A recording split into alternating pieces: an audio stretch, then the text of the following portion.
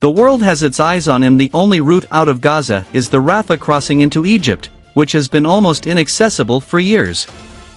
Although it is the only border not controlled by Israel, Egypt has refused to open it to allow residents to escape shelling. So what exactly is the Rafah crossing, and why has it been such a contentious issue? South of Gaza is the Rafah border crossing, the only gateway to Egypt over which Israel has no control. The Gaza Strip is under a strict Israeli blockade that prohibits the entry of any type of goods such as food, water and fuel. Recent events, including the Hamas attack on October 7, gave the Israeli army the opportunity to bomb Gaza, which in turn has displaced thousands of Palestinians. Hoping that the gate will open soon, many are rushing towards the Rafah crossing after being forced to evacuate the northern part of the territory. All eyes are on Cairo to give the green light, since the fate of those affected depends on the opening of this door.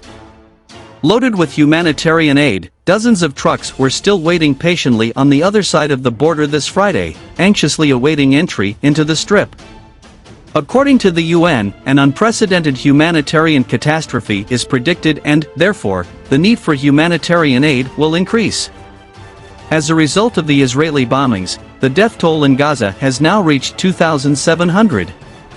Amid the complexity of Egypt's situation, cooperation with Israel is considered necessary to access and potentially open the Gaza border. The fear lies in the possibility of an influx of refugees. This could lead to the permanent relocation of thousands of people to Egyptian territory. Hamas, a key military actor, relies heavily on its clandestine network of tunnels inside Gaza known as the Gaza Metro. Their determination and strategic importance to their cause should not be underestimated. At a critical moment in history, violence raises fear of a possible third intifada between Israel and Palestine. The Rafah border crossing, the only exit for 2.3 million Palestinians in Gaza towards Egypt, takes center stage today.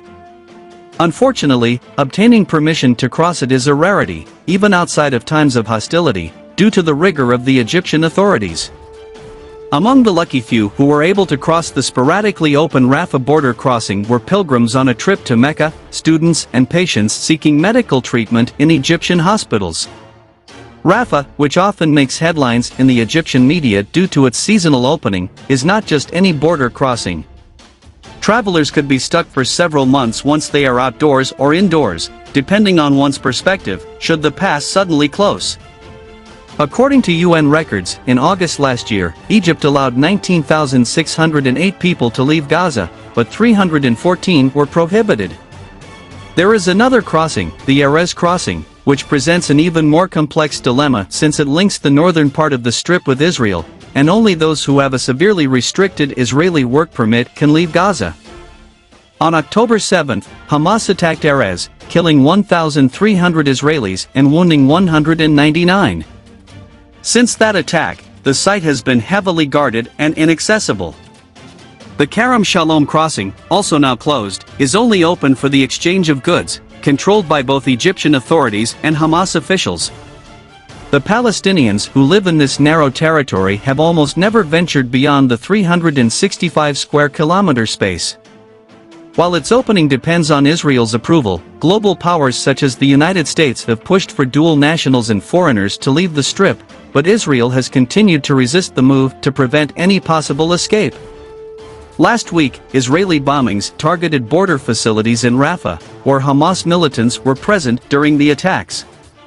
Through the Rafah crossing, numerous Palestinians with dual citizenship seek to leave the Gaza Strip. But, the question arises, why has Egypt kept it closed? Currently, unless Israel authorizes the entry of humanitarian support for the people of Gaza, Egypt has refused to allow foreigners to leave. This has echoed previous cases of conflict, such as those in 2008, 2014, and earlier this year, when Cairo ordered a border blockade. Abdel Fattah el-Sisi, president of Egypt, has described the Gaza confrontation as a dangerous situation that requires immediate attention. Egypt's leader has expressed his desire to address the issue through diplomatic channels with the cooperation of regional and global allies. Still, he has firmly assured that no resolution will come at the expense of any other group. The Egyptian news agency MENA warns that failure to comply with these stipulations could result in Palestinians being forcibly resettled elsewhere, including the Sinai region.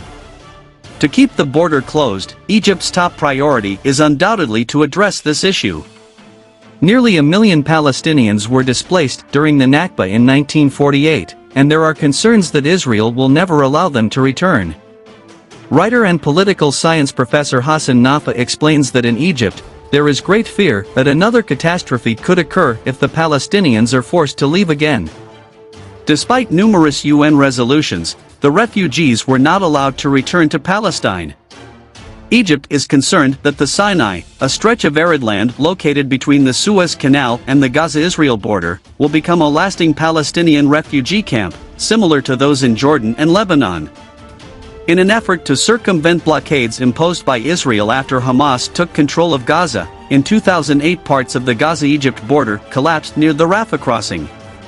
Nearly 1 million Palestinians crossed the border to shop and then returned to Gaza.